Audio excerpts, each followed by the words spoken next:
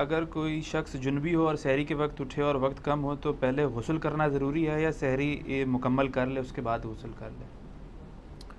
پہلے سحری کرے جی، غسل تو بعد میں بھی ہو سکتا ہے. سحری رہ گئی تو رہ گئے پھر آپ، کیونکہ سحری کے بغیر روزہ رکھنا بڑا مشکل کام ہے. السلام علیکم ورحمۃ اللہ وبرکاتہ. اللہ سے دعا کرتے ہیں کہ آپ لوگ خیریت سے ہوں گے. احتلام سے روزہ ٹوٹ جاتا ہے. روزے میں مس دنی اور سحری کرنا، یہ ساری چیزیں جو ہے اس ویڈیو میں بتایا گیا ہے کہ اگر آپ کو احتلام ہو جائے اور آپ کا جو ہے روزہ کا وقت، جو سحری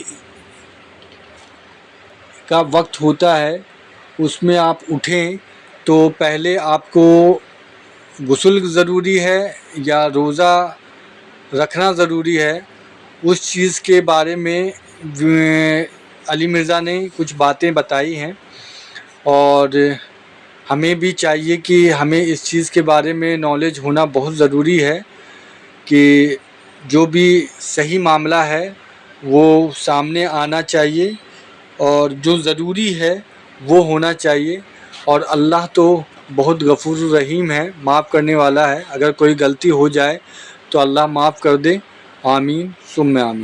صحیح. بخاری و مسلم میں حدیث ہے، اما عائشہ کہتی ہیں کہ نبی علیہ السلام جب جنبی ہوتے اور احتلام کی وجہ سے نہیں ہوتے تھے، یعنی وہ یہ کہنا چاہ رہی تھی میاں بیوی کے تعلق کی وجہ سے، تو آپ علیہ السلام بسا اوقات طلوع فجر کے وقت اٹھتے اور آپ روزہ رکھ لیا کرتے تھے.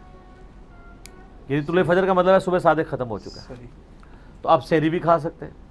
بخاری مسلم میں آتا ہے حضرت ابو ہریرہ تو یہ فتویٰ 30 سال تک دیتے تھے حضور کی وفات کے بعد صلی اللہ علیہ وآلہ وسلم، کہ جس پہ غسل فرض ہو وہ روزہ نہیں رکھ سکتا. اما عائشہ تک یہ مسئلہ پوچھا تو آپ نے کہا کہ ابو ہریرہ نے کہاں سے مسئلہ نکالا ہے.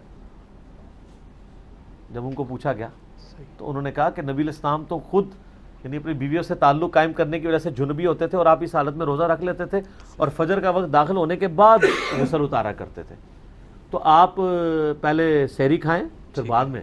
لیکن اس میں ترمذی میں حدیث ہے کہ جو بندہ روزے کی حالت میں کلی یا ناک میں پانی چڑھائے تو زیادہ غلو نہیں کرے گا، کیونکہ اگر آپ نے کلی کرتے ہوئے حلق سے نیچے اتر گیا تو روزہ گیا، ناک پہ چڑھاتے وقت اوپر گیا تو روزہ گیا. تو آپ نے پھر احتیاط سے کرنا ہے، زیادہ اوپر نہیں کھینچنا.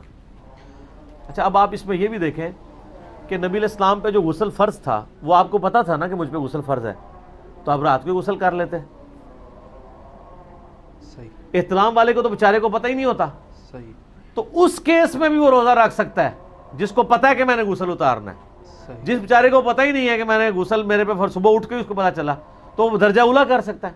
اور اس میں یہ بھی یاد رکھیں کہ اگر دوران روزہ کوئی شخص سویا دن کے وقت اور اس کو احتلام ہو گیا ہے تو اس کا روزہ نہیں ٹوٹے گا، کیونکہ اس کا اختیار تو نہیں ہے. اگلا سوال اسی سے کریں.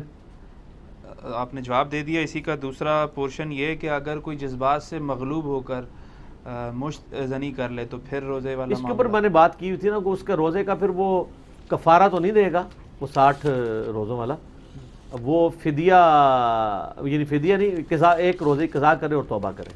روزہ اس کا بار ٹوٹ گیا. اگر کسی نے اس طرح غلط کام کیا تو اس کا روزہ گیا، روزہ ٹوٹ گیا. روزہ توڑنے والے کاموں میں سے ایک کام ہے یہ، اور یہ اتفاقی مسئلہ ہے.